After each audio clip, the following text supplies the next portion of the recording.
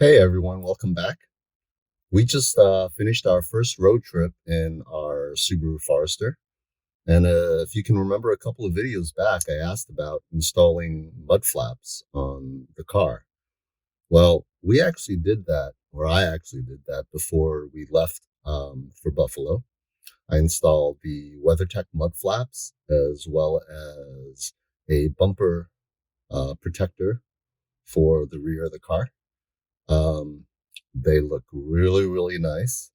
I like the WeatherTech mud flaps much better than the OEM mud flaps because they're a little bit larger. They stick out of the car a little bit, so I feel like it actually protects the side of the car a little better.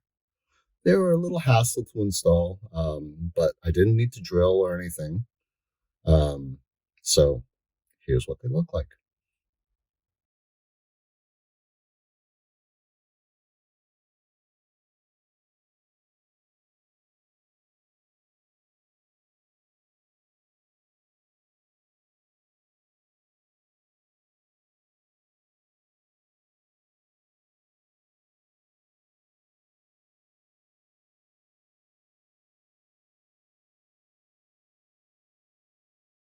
Pretty cool, right?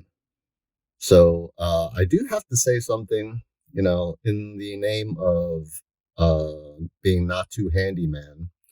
When I first installed the mud flaps, what you have to do is remove these trim pieces that hold the plastic of inside the wheel wells. So you have to remove those first and then put in these metal clips so that you have something to screw into the actual body of the car. Of course, after I installed the clips, great. I started putting the screws in.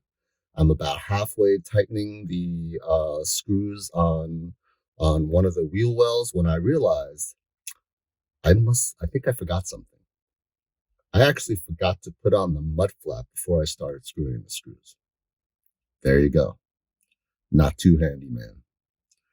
Anyway, I do want to show a little clip of our trip to Buffalo, where we used the adaptive cruise control.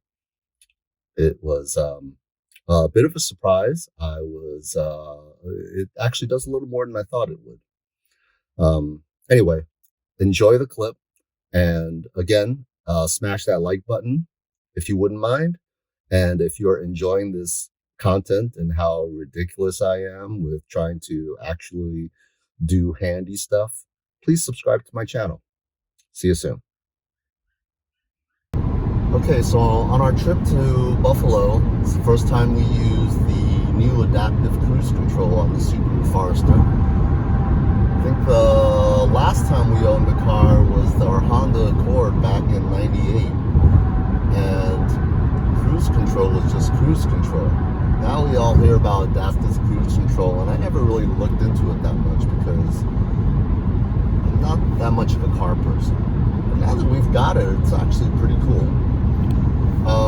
So when we're on the highway, or when we're on any stretch where I'm looking to have the car do its thing, what I can do is I would turn on the cruise control, I would set the speed, and away we go.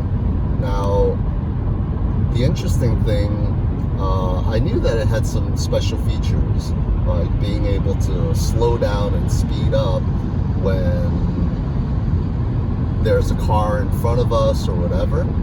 Well, what I didn't realize was that there are additional things that the car can do. Like, for instance, where right now I'm doing 60 in a 55 zone, a little bit above the speed limit, which is I'm comfortable with. But now it's got lane control. So basically, when the green light is on in the dashboard, it will handle the lanes. So now watch as we go around this turn. Okay, I'm not going to do anything.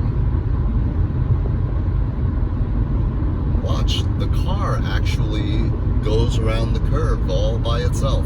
I'm not doing anything. So, the car does know if my hand's not on the steering wheel, and it will remind me pretty much about every 10 seconds or 15 seconds if it doesn't feel a little bit of pressure on the steering wheel. But otherwise, the car manages the turns all by itself. And that's great when you're on a long road trip and, I can set the speed and just let the car do its thing. It really makes it easier on a long road trip. Now here we just had an issue. There's an exit and the lane veers off and the car is not sure what to do, so it starts to follow towards the right and I have to correct it. So it's not perfect, and of course that's why you do have to pay attention.